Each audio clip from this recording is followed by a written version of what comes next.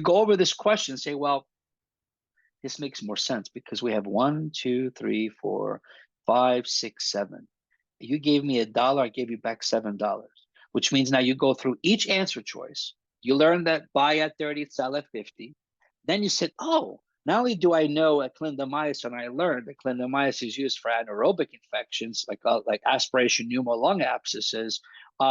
Also, I go through azithromycin, and I'm learning that azithromycin is 50S inhibitor, which now we know, but also it's used for community-acquired pneumonia. Wow. And then you keep moving and shaking, because guess what? Metro is also pretty good for anaerobic infections below the diaphragm. Boom. Metro clearly has a different MOA. So this is not the right answer because Metro is a whole different MOA. However, although it's particularly effective against anaerobic bacteria, it is not the first line treatment of aspiration pneumo. So I hope you realize the test writer put this as answer B to fool a lot of people. Because if you went, they only got 3 people. Doxy stopped at 8%. The point is, Pharm, look at that, 45% of people got it right. If you only knew the buy at 30, sell at 50, which is one of the first things I've always done, I've repeated 1 million times in over 2 years, automatically that gives you the power to eliminate all but 2. Now you're down to 2. The analytical clinical knowledge has to come in and say, all right, well, some drugs are given for anaerobic infections, some are given for aerobic infections.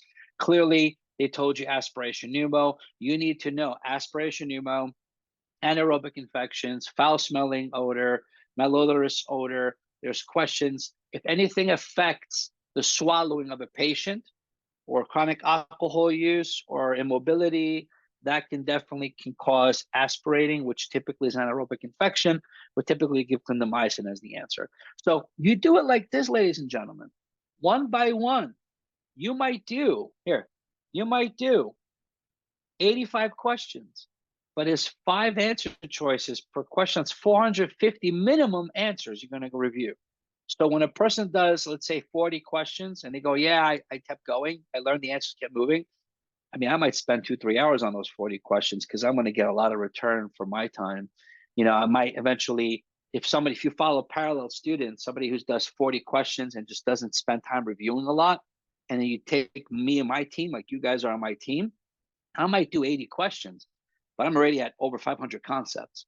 Now maximize that, amplify that by 7 days of doing 100 questions a day. 100 questions a day, that's 700 explanations.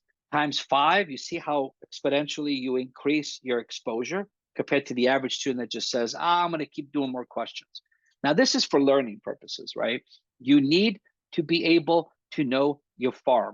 You see something like this, ladies and gentlemen, you should, all of you, I'm pointing to all of you now, and then all of you watching this later, hi again.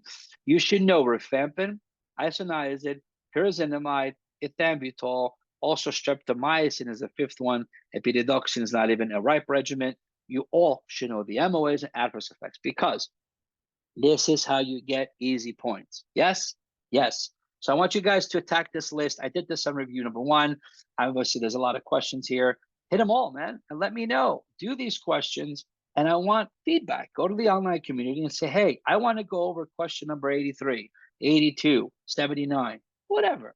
If you have AMBOSS, you just go to these 3 dots here, click the little dots, push the button share, hit the copy button, then you go here, you go onto the online community. This is the beautiful online community. You can go to the section here and say, boom, here's a stupid link and say, Dr.